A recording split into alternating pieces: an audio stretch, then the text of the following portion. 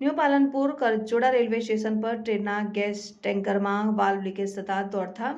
પાલનપુર ફાયરની ટીમને કોલ મળતા ટીમે ઘટના સ્થળે પહોંચી.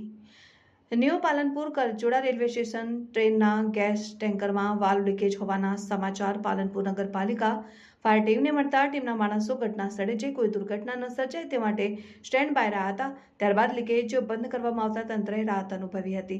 પાલનપુર તાલુકાના કરજોડા ગામે ન્યૂ પાલનપુર રેલવે સ્ટેશન આવેલું છે. ત્યાંથી પસાર થતા એક ગેસ ટ્રેન ટેન્કરમાં વાલ્વ લીકેજ થવાની ઘટના બની હતી, જેથી આ અંગેની જાણ પાલનપુર ફાયરની ટીમને મળતા ફાયરની ટીમ ઘટના સ્થળે પહોંચી કોઈ દુર્ઘટના ન બને તે માટે સ્ટેન્ડ બાય રહી હતી.